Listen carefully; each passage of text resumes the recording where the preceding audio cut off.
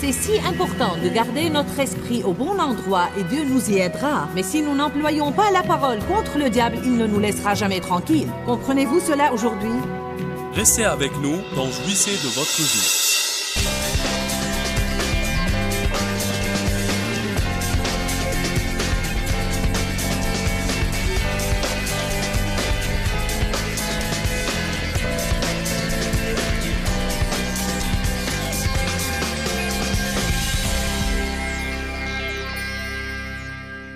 Nous allons parler aujourd'hui de gagner.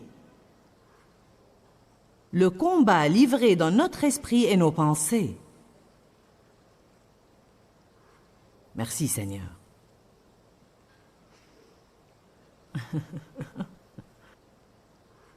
Quelqu'un là-bas derrière est content.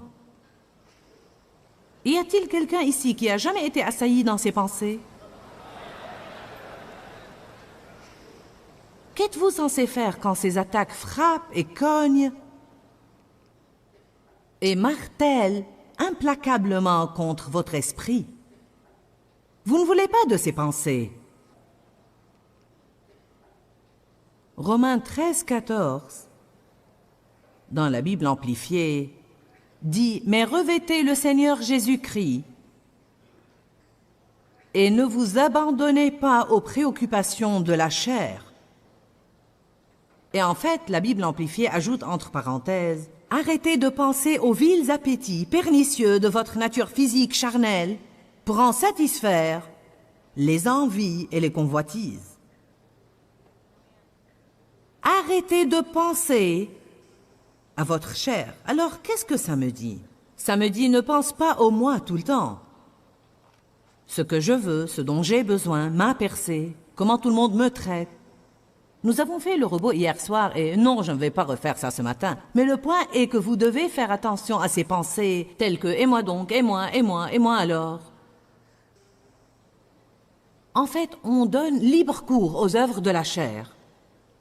En pensant comme ça, je vous donne un exemple. Il se peut que la dernière chose dont vous avez besoin est un caramel fondant, mais si vous y pensez longtemps, vous l'achèterez.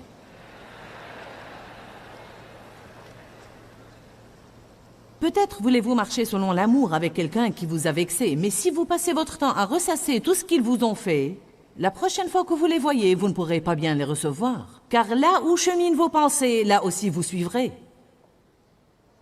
Nos pensées nous préparent à l'action. Ainsi, ce verset nous dit « Arrêtez de penser à la chair ». C'est une bonne consigne, mais comment est-ce que je fais ça?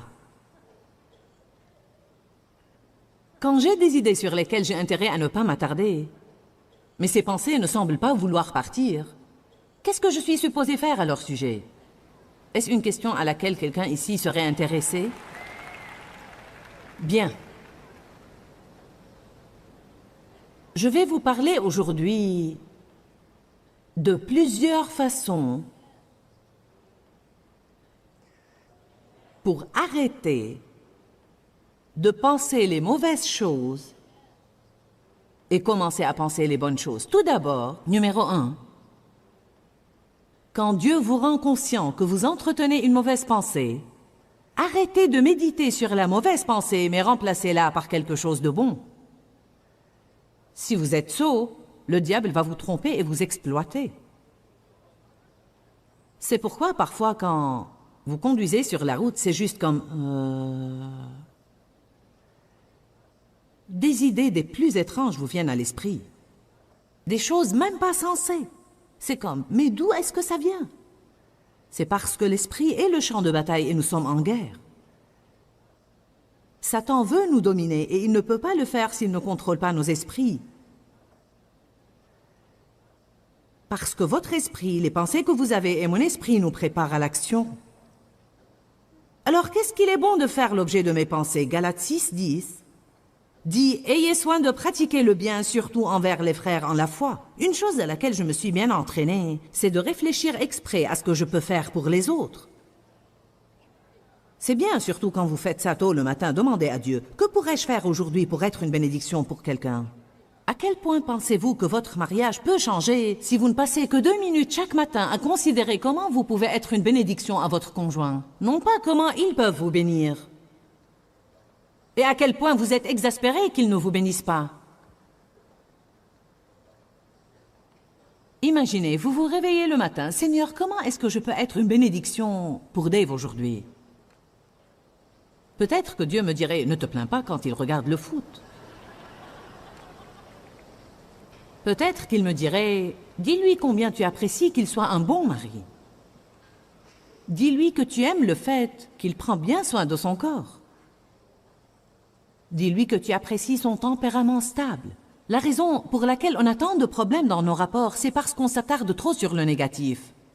On pense trop à ce qu'on n'a pas et pas assez à ce que l'on a. La personne à laquelle vous êtes marié et dont vous vous plaignez tout le temps, il y a quelqu'un d'autre dans cette salle qui aimerait la voir.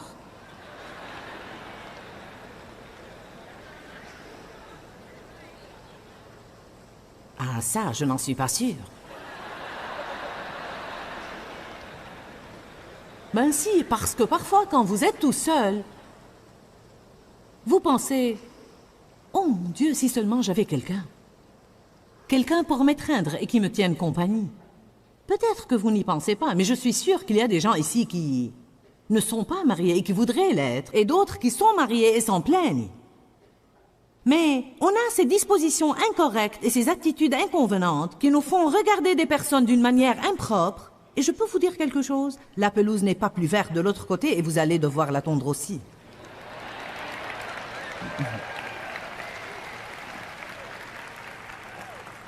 Oui, il y aurait parfois des situations où les choses vont si mal, sont si mauvaises et pernicieuses qu'on devrait leur mettre un terme. Mais c'est loin de l'état actuel des choses qui se passent dans notre société aujourd'hui et nous savons cela. Eh bien, nous ne sommes pas compatibles. Qui l'est? Dave et moi ne sommes pas compatibles non plus. On est aussi différents qu'on pourrait l'être. On pense d'une manière très différente. Mais on a appris à être en désaccord agréablement. Je ne pense pas que quiconque puisse avoir une relation compatible parce que Dieu vous joint à la personne opposée, parce qu'elle a des pièces que vous n'avez pas et dont vous avez besoin, que vous le sachiez ou non. Alors que nous, on épouse quelqu'un et on essaye de le remodeler à notre image. Bon. Essayez de vous réveiller le matin et de penser à de bonnes choses. Dites, comment est-ce que je pourrais être une source de bénédiction aujourd'hui? Dieu, pour qui as-tu besoin que je prie? Il vous montrera des choses à faire. C'est l'une des choses qui m'ont aidé à briser l'égoïsme en moi. Ne chassez pas simplement une mauvaise pensée. Occupez cet espace vide par une bonne pensée. La Bible dit, quand l'esprit impur est chassé d'un homme, il revient par la suite. Parce que c'était sa maison pendant très longtemps. Ainsi, si vous renversez une mauvaise tendance et vous ne la remplacez pas par quelque chose de bon, la mauvaise pensée qui est suscitée par cette force démoniaque va revenir et si elle trouve votre tête vide, elle en apportera 7 autres plus mauvaises qu'elle et le dernier état de cette personne devient pire que le premier. Quelle serait une autre manière d'arrêter les mauvaises pensées? La première manière est de chasser la mauvaise pensée et commencer à penser à quelque chose de bon. La deuxième chose qu'on doit faire est d'interrompre les mensonges de Satan en lui répondant. Vous n'allez jamais marcher dans la victoire si vous n'apprenez pas à riposter au diable. Dans le chapitre 4 de Luc, Satan s'est adressé à Jésus et Jésus lui a répondu, « Il est écrit » et il lui citait une écriture. Vous êtes en train d'apprendre la parole ici. Et si vous n'utilisez pas cette épée à 2 tranchants de votre propre bouche, personne ne peut vraiment vous aider. Il ne s'agit pas ici de ce que vous entendez et savez, mais de ce que vous en faites chez vous. Je ne vous promets pas que le diable ne vous attaquera pas. Il pourrait vous attaquer avant que vous arriviez chez vous. Si vous avez assisté à toutes ces sessions, vous serez probablement fatigué. Et parfois, quand vous êtes fatigué, c'est un temps propice que Satan choisit pour essayer de vous abuser. Le mieux que vous puissiez faire en rentrant chez vous, c'est méditer sur la parole, murmurer la parole, chanter la parole. Dites au diable de se taire. Faites-le juste comme ça. Diable, tais-toi. Très simple. Diable, tais-toi, tu es un menteur. Parce que vous pourriez entendre, je ne sais pas si ça valait la peine, maintenant je suis épuisé. Et je dois encore rentrer et faire tout ce travail. Je ne sais pas. Dites, diable, tais-toi, je suis content d'y être allé, je suis rempli de la parole. Et oui, ça va définitivement me profiter.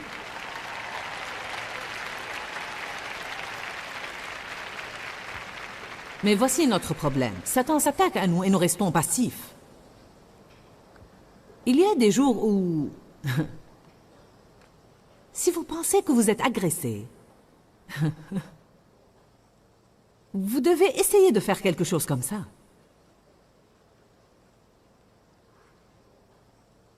Il y a des jours où je dois citer la parole toute la journée. Et parfois, franchement, c'est fatigant. Des fois, je pense, je ne veux plus lutter, ni me battre contre le diable. On en devient là parfois. Et alors, Dieu doit me rappeler, tu es en guerre. C'est la guerre. Nous sommes des soldats dans l'armée de Dieu. Et la Bible dit dans 2 Timothée qu'on n'a pas à s'embarrasser de toutes les affaires de la vie civile. Ça veut dire qu'on n'a pas à nous soucier d'un tas de trucs mondains. Je n'ai pas à essayer de découvrir toutes les choses de ce monde. Ça ne doit pas me tracasser, je n'ai pas à m'en inquiéter. Je dois être disponible pour que Dieu se serve de moi. C'est si important de garder notre esprit au bon endroit et Dieu nous y aidera. Mais si nous n'employons pas la parole contre le diable, il ne nous laissera jamais tranquilles. Comprenez-vous cela aujourd'hui? Vous devez proclamer la parole de votre propre bouche. Vous devez répondre au diable. Je crois que c'est un livre que je devrais écrire. Répondez au diable.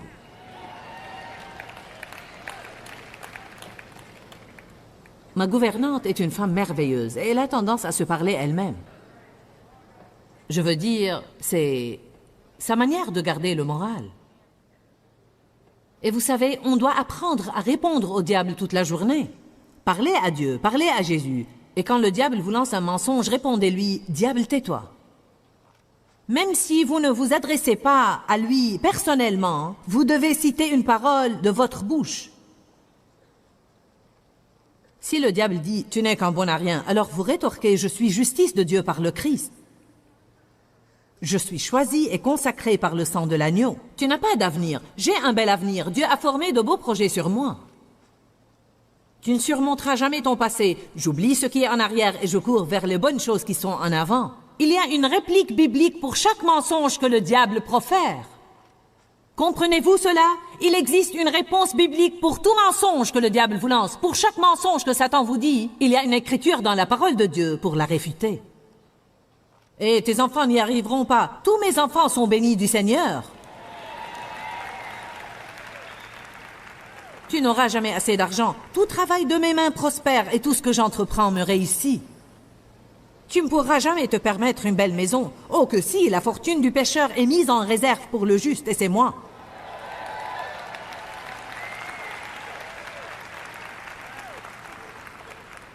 Si vous voulez être un chrétien victorieux, c'est un travail à plein temps, ce n'est pas un truc du dimanche. Vous m'avez entendu, ce n'est pas un truc du dimanche, c'est un travail à plein temps et je ne connais rien de mieux pour votre vie et votre énergie que d'écraser partout le diable sous vos pieds. Personnellement, je le déteste encore plus tous les jours.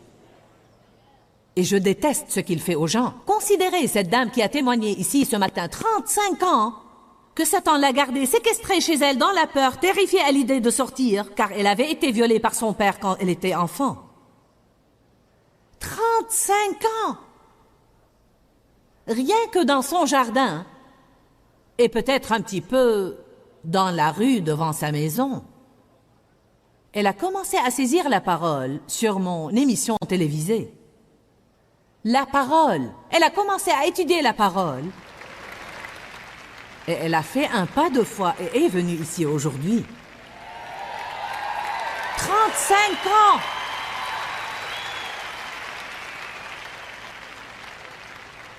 Alors, est-ce que ça veut dire que Satan ne va plus jamais l'agresser et qu'il n'essaiera pas de lui mentir quand elle rentrera chez elle? Elle pourrait avoir des raisonnements. Voyez, on ne l'a pas compris. On ne se rend pas compte que beaucoup de nos pensées sont incitées par des démons. On pense que c'est moi. Mon Dieu, qu'est-ce qui ne va pas avec moi? Mais elle apprend quelque chose ici, et c'est un grand principe qu'il faut approfondir, car quand elle ira chez elle, et le diable lui dira Oh, tu as peur de faire ça. Oh, tu as peur de faire ça. Ah, tu ne peux pas faire ça. Elle pourra dire, diable, tais-toi, je ne vivrai plus dans la peur. Ce n'est pas un esprit de peur que Dieu m'a donné, mais un esprit de force, d'amour et de sagesse, et je ferai tout ce que je veux et quand je veux. Allez. Vous avez intérêt à riposter. C'est la deuxième chose que vous devez faire si vous voulez arrêter de penser à la chair, et c'est répondez. Allez à Romains 4.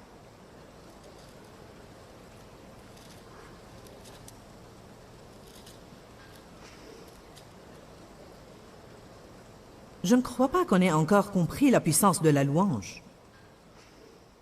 Je ne crois pas qu'on ait encore appris la puissance de l'adoration ou la puissance d'un cantique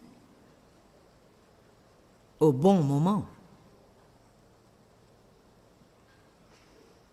Romains 4, 18. Espérant contre toute espérance humaine, Abraham crut et devint ainsi le père d'un grand nombre de nations selon ce que le Père lui avait promis. Qu'est-ce qui se produit quand vous avez une promesse de Dieu? Quand vous sentez que Dieu vous a dit quelque chose et que vous attendez et vous espérez et vous attendez et vous attendez et des années s'écoulent et le doute et l'incrédulité assaillent votre esprit et le diable dit « Tu ne l'auras jamais, tu ne l'auras jamais, tu ne l'auras jamais » et vos circonstances paraissent si sombres, si tristes que vous n'avez absolument rien dans le naturel qui vous porte à espérer. Voilà où était Abraham. Je crois qu'il y a certaines personnes qui, dans le naturel, sont peut-être dans cette situation. Vous vous dites, mon Dieu, mais c'est moi ça. Toute espérance humaine ayant disparu, il crut étant fortifié par la foi. Regardez ça, le verset 19. Il ne faiblit pas dans la foi en considérant l'impuissance de son corps, qui était déjà mort, puisqu'il avait près de 100 ans, ou en considérant que Sarah n'était plus en état d'avoir des enfants. Ainsi, Dieu avait promis à Abraham qu'il allait avoir un enfant qui sortira de ses entrailles. Le seul problème était que son épouse et lui étaient l'un et l'autre vieux. Je veux dire, lui était centenaire et elle très vieille. Lui était impuissant et elle avait déjà passé ce stage de la vie. J'exagère peut-être un peu, mais c'était plus ou moins la situation dans leur cas.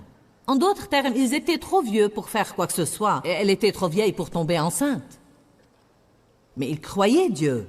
Il a regardé son corps et il s'est dit pas moyen. Il a regardé Sarah. Impossible.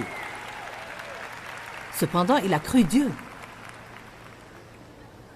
Vous savez, l'un des temps où nos esprits sont vraiment attaqués, c'est quand on regarde des choses et quand on intériorise les circonstances par la porte de nos yeux. C'est pourquoi on doit pouvoir aller au-delà de ce que l'on voit et on doit discerner l'invisible. Cette pièce est pleine d'anges, sauf que je ne les vois pas. Mais je le crois.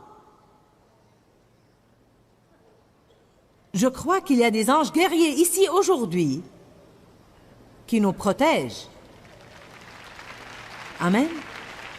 Je crois que lorsque vous partez, vous pouvez déployer votre foi, que des anges vous accompagnent, qu'ils vont en avant de votre voiture et qu'ils vous gardent. Nous devons croire en ce qu'on ne voit pas et non pas croire uniquement en ce que nous voyons. Le monde spirituel est vrai. Juste parce qu'on ne le voit pas ne le rend pas sans effet.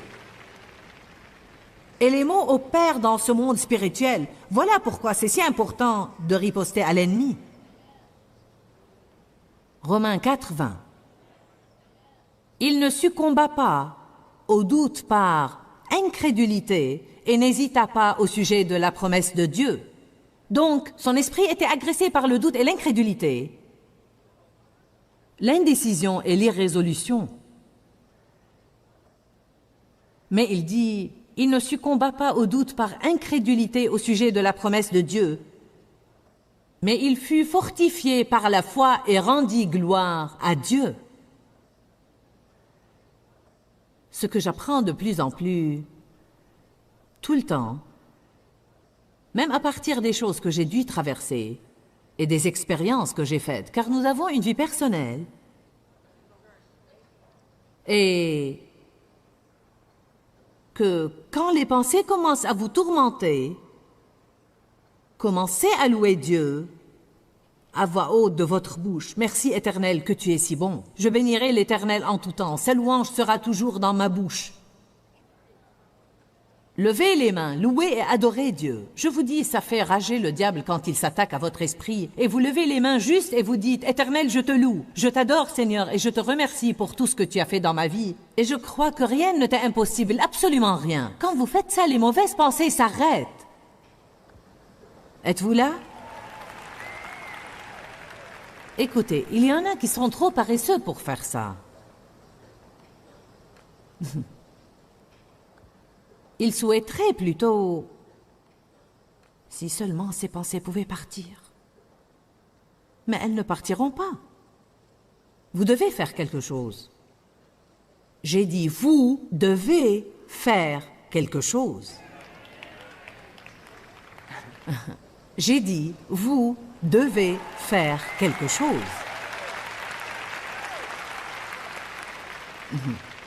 Ça prend quelque temps pour que ça soit reçu. C'est comme...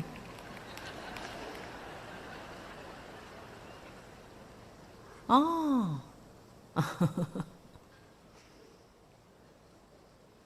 Je vais devoir faire quelque chose. Non seulement vous allez devoir faire quelque chose, mais vous allez devoir le faire encore et encore et encore et encore et encore, jusqu'à ce que vous formiez de nouvelles habitudes et jusqu'à ce que vous mettiez le diable à sa place. Quand Jésus était tenté par le diable dans le désert, Satan ne s'est pas attaqué à lui une fois, mais 4 fois. Et 4 fois, Jésus a dû dire, il est écrit. Et alors, la Bible dit que Satan, ayant épuisé ce cycle de tentation, s'est éloigné de lui pour attendre un moment favorable. Jésus a gagné cette bataille, mais ça ne veut pas dire qu'il n'y en aura pas d'autres. Nous sommes en guerre, et dans une guerre normale, il y a des jours où il n'y a pas de combat. D'autres jours peuvent avoir de petites escarmouches, mais alors il y a des jours où il y a de grandes batailles.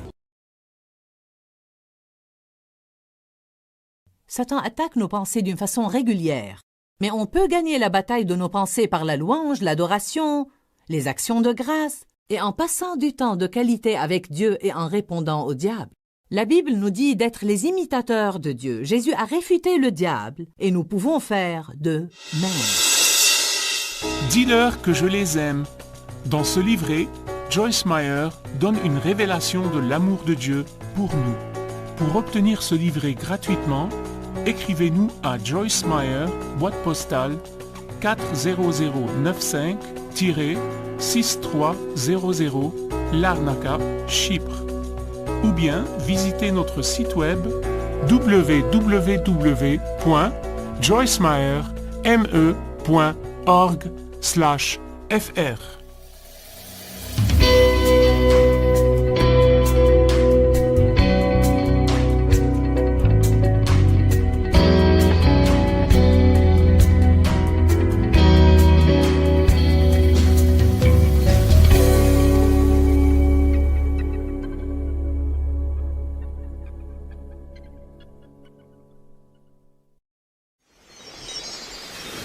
Faites connaître vos besoins à Dieu, et la paix de Dieu qui surpasse toute intelligence gardera vos cœurs et vos pensées en Jésus-Christ.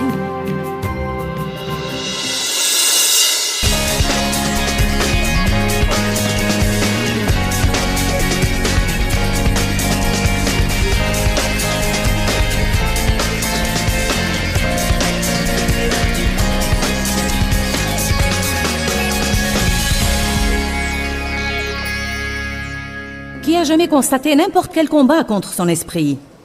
Qu'êtes-vous censé faire quand ces attaques incessantes frappent et cognent et martèlent implacablement contre votre esprit? Chaque attaque que vous avez n'a pas la même force que les autres attaques. Mais je vous promets une chose, chaque fois que Dieu s'apprête à vous promouvoir, peut-être que Dieu œuvre à libérer quelque chose d'important dans votre vie en avril prochain. Mais comme souvent vous ne voyez pas le monde spirituel comme le font les forces du mal, elles voient ce qui se prépare pour vous en avril. Ainsi, le diable se dit bien, je vais vous régler ça. Je vais lancer une attaque comme vous n'en avez jamais vu. Pourquoi Dieu ne l'arrête-t-il pas? Ce qu'on doit faire, c'est penser à ce qu'il a dit à Pierre. Satan vous a réclamé pour vous secouer dans un crible. Mais moi, j'ai prié pour toi. Il n'a pas dit « je vais bloquer l'attaque ». Il a dit « je vais prier pour toi. Et quand tu seras revenu de cette épreuve, alors toi affermis tes frères. »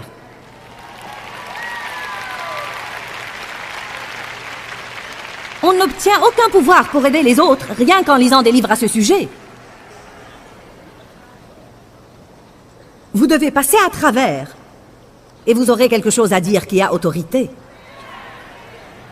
On passe tous par des périodes où nos pensées sont attaquées et nos émotions sont attaquées. Parfois, et surtout si vous n'avez pas eu de combat pour quelque temps, et voici qu'une attaque vous tombe des nues, vous êtes surpris et vous dites « Mais quoi ?»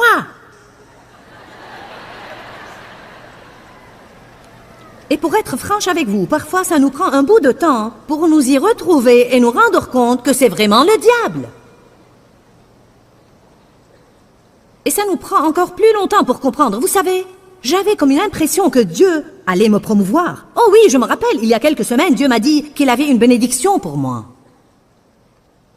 Je veux dire, j'ai reçu le ministère d'un prophète récemment qui m'a dit de belles choses assez frappantes sur l'avenir et l'année prochaine et la puissance de Dieu et des nations que Dieu va ouvrir devant notre ministère.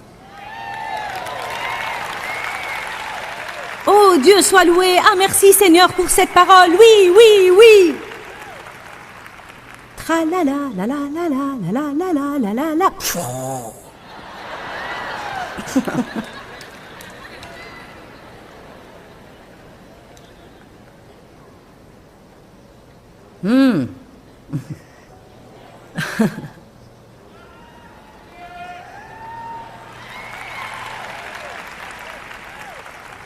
Et c'est pourquoi on doit se battre. On ne peut pas être mou et s'affaler et laisser tomber. Tenez ferme. Faites ce que la crise exige, puis redressez-vous. Et dites, diable, tu ne me feras pas reculer. Tu ne me recouvriras pas de doute et d'incrédulité. Je ne vais pas écouter tes mensonges, je marche en avant. Si vous n'êtes pas rempli d'une sainte détermination, vous n'y arriverez pas dans cette marche avec Dieu. Vous avez intérêt à vous munir d'un peu de la colère du Saint-Esprit aujourd'hui et dire « C'est terminé, diable, tu ne mèneras plus ma vie ».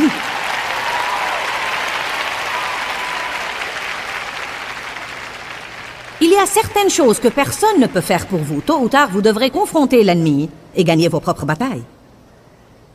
La louange est si puissante. L'action de grâce. Être simplement reconnaissant, ça rend le diable fou. Il veut vous entendre vous plaindre et pester de tout. Ce qui se produit ces jours-là où tout va mal et vous dites « Éternel, je te remercie pour tout ce que tu as fait, pour tout ce que tu fais maintenant, et je te remercie d'avance de me tirer de cette épreuve par laquelle je passe, parce que je sais d'avance que j'ai la victoire avec toi. Merci, merci, merci, merci, merci, merci, mon Dieu. »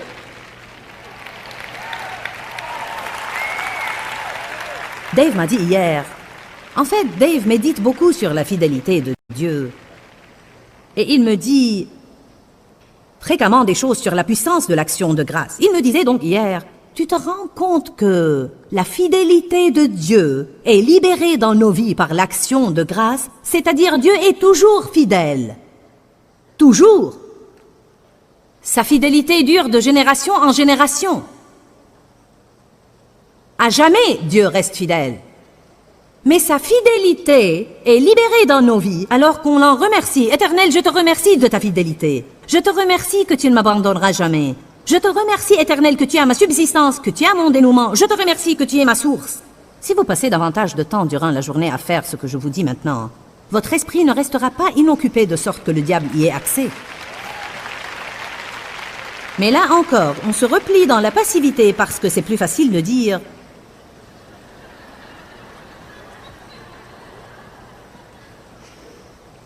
Si seulement j'étais béni. Si seulement le diable me laissait tranquille. Je ne comprends pas pourquoi je suis toujours attaquée. Surmontez ça! Allez, je suis furieuse contre le diable aujourd'hui. J'ai dit surmontez ça!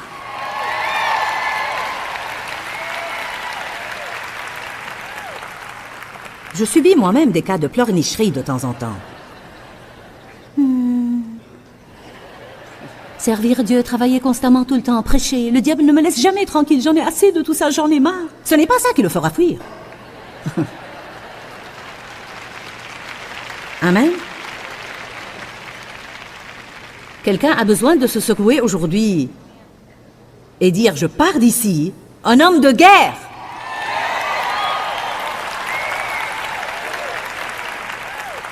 Dites, diable, tu n'auras pas mes gosses, tu n'auras pas mon mariage. Tu n'auras pas mes pensées. Tu ne me causeras pas de dépression nerveuse. Tu ne me mettras pas à l'hôpital psychiatrique. Je vivrai et je ne mourrai pas. Ouh. Philippiens 4,6 dit « Ne soyez inquiets de rien, mais en toute occasion, par la prière et la supplication, accompagnés d'actions de grâce. » Faites connaître vos besoins à Dieu, et la paix de Dieu, qui surpasse toute intelligence, gardera vos cœurs et vos pensées en Jésus-Christ. Je vous dis que vous pouvez interrompre les projets de Satan sur vous, rien qu'en ouvrant votre bouche et en commençant à remercier Dieu de tout ce que vous pouvez penser à l'en remercier. Car les armes de notre combat ne sont pas charnelles, mais leur puissance vient de Dieu pour renverser des forteresses. Si mes armes ne sont pas charnelles, elles doivent être spirituelles. Tout ce dont je vous parle aujourd'hui opère dans le royaume spirituel. Quand je loue et rends grâce à Dieu, quelque chose se produit dans l'esprit. Quand je déclare la parole, quelque chose se produit dans l'esprit. Vous ne pouvez pas comprendre ces choses par l'intellect, mais par le cœur. Y a-t-il quelqu'un ici qui rend témoignage à ce que je dis, que c'est ce que nous devons faire dans nos vies? Allons, un petit moment de vérité maintenant. Qui de vous a été attaqué mentalement par l'ennemi ou dans vos émotions et vous n'avez pas fait ça? Bon, alors vous êtes aujourd'hui au bon endroit et au bon moment, n'est-ce pas? Qui va rentrer chez lui et le faire?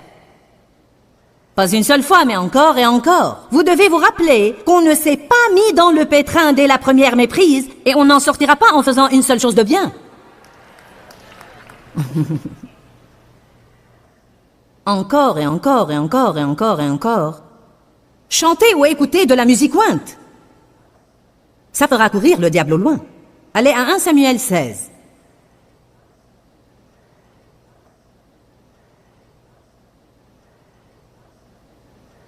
Ah, comme le temps passe vite quand on s'amuse. À propos des raisonnements, avez-vous jamais vu les spéculations exercer une telle prise sur votre esprit au point où vous vous évertuez à essayer de pénétrer un problème? La raison se veut programmer, prévoir, calculer, envisager et organiser. Je commence à comprendre que la majorité de ce que je planifie ne marche pas. Parce que le cœur de l'homme médite sa voie, mais c'est l'Éternel qui dirige ses pas. Il n'y a pas de mal à faire des plans, mais quand vous en êtes à planifier autant et projeter tellement que maintenant tout ce que vous avez n'est plus qu'embrouillement, vous devriez célébrer Dieu au lieu de former des projets. Aussi l'Esprit veut-il tout savoir. Je veux tout savoir. Pourquoi, Dieu, pourquoi? Quand, Seigneur, quand? Amen. On doit se méfier de la spéculation. C'est un grand problème que de vivre en calculant tout le temps. 1 Samuel 16, 16. Que notre Seigneur ordonne à ses serviteurs, qui sont devant toi, de chercher un homme qui sache jouer habilement de la cithare. C'est quel genre d'instrument, ça, Charlie? Tu sais? C'est comme une petite harpe ou guitare ou quelque chose comme ça. Bon.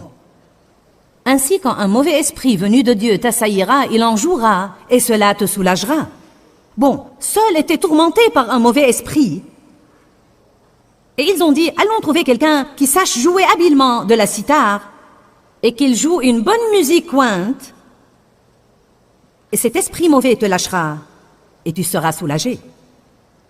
Parfois, vous raisonnez trop, vous scrutez la chose à en mourir. Allez donc mettre de la bonne musique et chanter.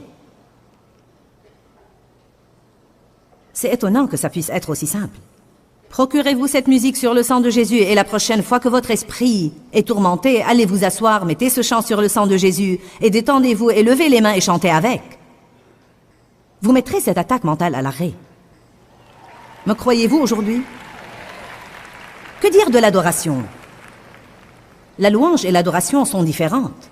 La louange retrace et exprime à haute voix les œuvres de Dieu. La louange célèbre les œuvres passées de Dieu, celles qu'il fait actuellement et celles qu'il continuera de faire. Mais l'adoration va plus profond que ça. L'adoration dépasse ce que Dieu a fait pour l'adorer, pour qui il est. Il y a puissance dans l'adoration. Qu'est-ce qui se passerait si le diable attaque votre esprit et vous ne savez plus quoi faire et rien ne marche plus? Qu'est-ce qui se passerait si vous preniez une pause? Peu importe si au travail vous devez vous enfermer dans la salle de bain. Éternel, je t'adore. Je glorifie ton nom, Seigneur. Tu es le seul qui puisse m'aider dans cette situation. Toi seul peux changer ces circonstances. Toi seul peux faire le nécessaire ou ce qui doit être fait.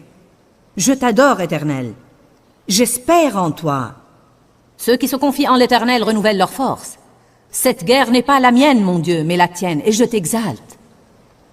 L'adoration donne la victoire. Amen. Voyons si je peux me relever. Vous savez, on ne fait pas ça assez souvent. En fait, ça mettrait beaucoup ici dans l'embarras. Si je vous demandais, et je ne vais pas le faire, combien de personnes font ça au beau milieu des combats? Oui, on pourrait le faire pendant la louange et l'adoration et à l'église, mais je parle de le faire, je veux dire en pleine bataille. C'est-à-dire quand le diable vous ment, quand vous vous sentez devenir fou, quand vous avez été si profondément blessé dans vos émotions que vous sentez que vous pouvez à peine respirer. On se sent comme ça parfois, n'est-ce pas? C'est à ce moment-là qu'on doit adorer. C'est à ce moment-là que c'est puissant. C'est à ce moment-là qu'on doit déclarer la parole. Dans le chapitre 20 de 2 Chroniques, on voit le roi Josaphat dans un rude combat, et la Bible dit qu'il a gagné cette bataille par l'adoration. Il s'est prosterné devant Dieu pour l'adorer. Allons-y pour quelques instants. 2 Chroniques, chapitre 20, verset 17. Vous n'aurez pas à combattre dans cette bataille. Ouh! Restez en place et vous verrez la délivrance que l'Éternel vous accordera. Verset 18. Et Josaphat se prosterna le visage contre terre. Donc il est tombé à genoux, le visage contre terre. Voilà quelle était sa position. Voilà quelle était sa position de guerre. Ouhou! Verset 19. Les Lévites d'entre les fils des Kéatites et d'entre les fils des Coréites se levèrent pour louer l'Éternel, le Dieu d'Israël, d'une voix forte. Le peuple se leva de bon matin et sortit pour le désert de Tékoa. À leur passage, Josaphat se leva pour dire « Écoutez-moi, Juda et habitants de Jérusalem. Ayez confiance dans le Seigneur votre Dieu et vous serez affermis. Ayez confiance dans ses prophètes et vous réussirez. » Qu'est-ce qu'il dit? Accrochez-vous à la parole du Seigneur. Pendant le combat, accrochez-vous à la parole du Seigneur. Souvenez-vous de ce que Dieu vous a dit. Souvenez-vous de ce que vous avez lu dans sa parole. Éphésiens 6 dit « Saignez la vérité pour ceinturon ». C'est exactement ce dont il parle. La vérité que vous avez dans la parole de Dieu quand Satan vous attaque, resserrez ce ceinturon encore plus et refusez de lâcher la parole de Dieu. Verset 21. Il se concerta avec le peuple pour établir des gens qui précéderaient les hommes de l'armée en célébrant l'Éternel et louant sa sainte majesté et en disant « Célébrez le Seigneur car sa fidélité est pour toujours ». Le verset 22 dit « Et au moment où ils ont commencé les chants, alors ils chantaient là, tandis que Josaphat adorait ici. L'Éternel mit des agents de discorde parmi les fils d'Ammon et de Moab, et ceux de la montagne de Séhir, qui étaient venus contre Juda, et ils se sont anéantis les uns les autres. »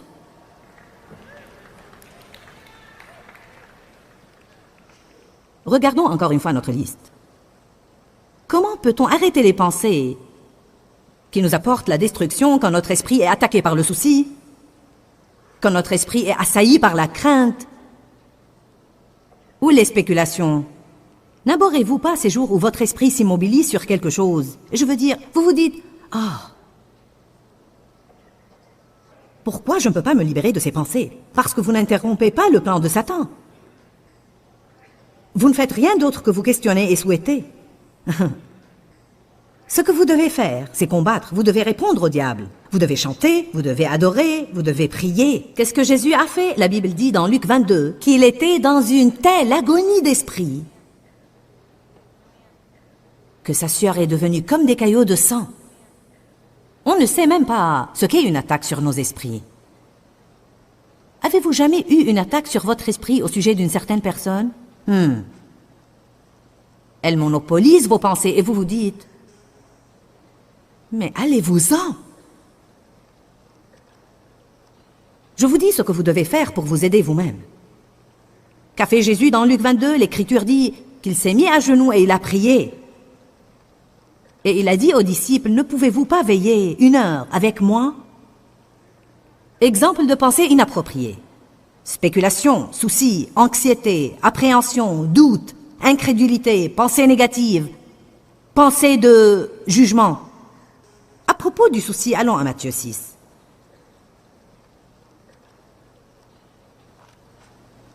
Y a-t-il quelqu'un qui comprend ce que je vous dis aujourd'hui? Vous aurez du travail à faire quand vous rentrerez chez vous. Je bénirai l'Éternel en tout temps. Sa louange sera toujours dans ma bouche.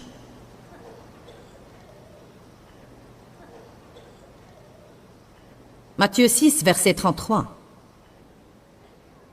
Mais cherchez premièrement le royaume et la justice de Dieu, sa manière d'être et sa manière de faire, et toutes ces choses vous seront données par-dessus.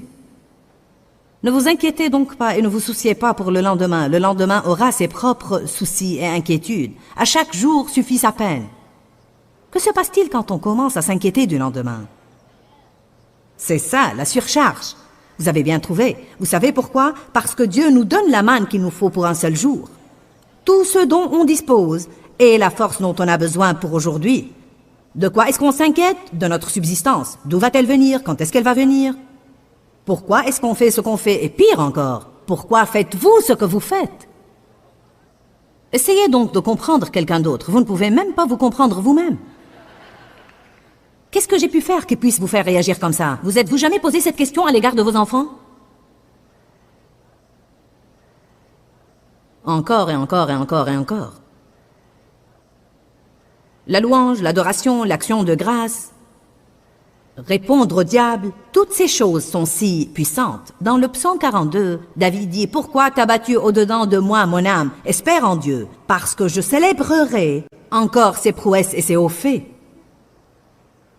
Ses émotions s'enlisaient. Il menait un combat dans ses sentiments. Il était déprimé. « Pourquoi es-tu si abattu, mon âme? » Il se sentait découragé. Il a failli abandonner. Il ne voulait pas sortir ce jour-là. Tout paraissait sombre et sinistre. Et il s'est dit « Pourquoi es-tu comme ça, mon âme? Espère en Dieu. Je le louerai encore, lui qui est le soutien de ma contenance. » La même chose devra marcher pour nous. Ne dites pas « Je me sens déprimé. » Oh oh, je me sens écrasé. Si seulement je n'étais pas découragé. Revêtez un vêtement de louange au lieu d'un esprit abattu. Désolé, vous devez le revêtir. Il ne vous sera pas utile quelque part là, par terre. Ça ne vous servira à rien d'avoir ces cassettes de musique, vous devez les mettre. Ça ne vous aidera pas juste de connaître la parole, vous devez la déclarer. Ça ne vous profitera pas d'acheter toutes mes cassettes, vous devez les écouter. Ça ne vous rendra pas plus spirituel d'avoir toute la bibliothèque Joyce Meyer. Mais on se sent spirituel, n'est-ce pas? Louez le Seigneur, regardez-moi ça. Je veux dire, j'ai 3000 livres et toutes les cassettes de Joyce.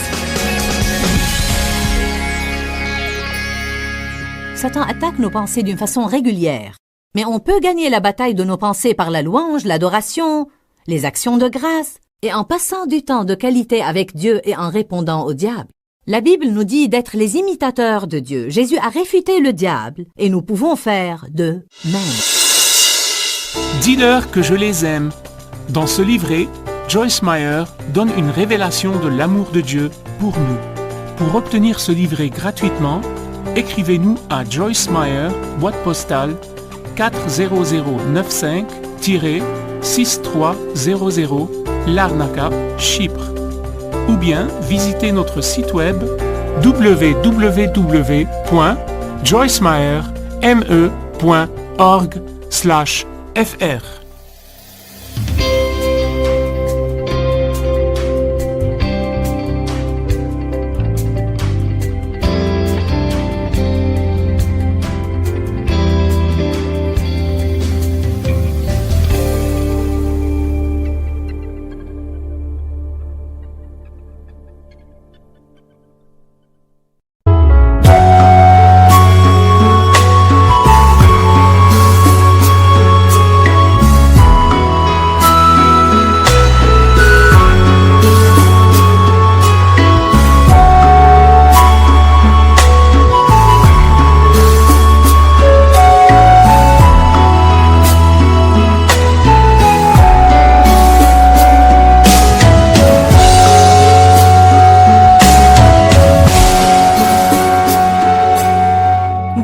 khắp phương trời vẫn nhớ tới quê hương. Người về đây thăm làng trù quê mẹ và làng sen quê cha, xúc động bồi hồi người rơi giọt lệ, thương mái nhà tranh thương đất mẹ nghèo.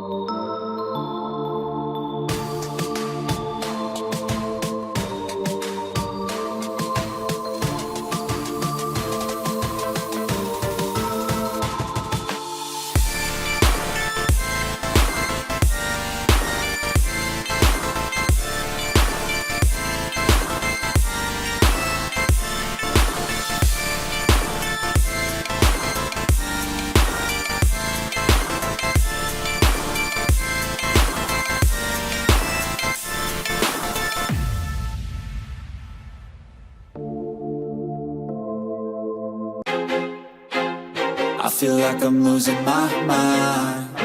Is everybody in the world blind? Please, Lord, give me a sign, a sign. I feel like I'm losing my mind. Is everybody in the world blind? Please, Lord, give me a sign, a sign. I wanna be the greatest. Everybody on the fake shit. I look around and feel like everybody is the fakest. I make this every day and I'm impatient, hoping one day I blow up from the basement. Statement, the top is so vacant. I don't hear shit that I think is amazing. Waiting for my day when I'm playing sold out shows for 1,000 faces. Hey, give me that crown, get in my way and to be put down. It ain't your place, all this my town. If I want that shit, then I'll get it right now. I'm losing it, the noose it fits. I'm losing shit, a stupid myth. You choose to live or choose to dip. You choose to fight or lose your grip and lose a gift. I feel like I'm losing my mind. Is everybody in the world blind?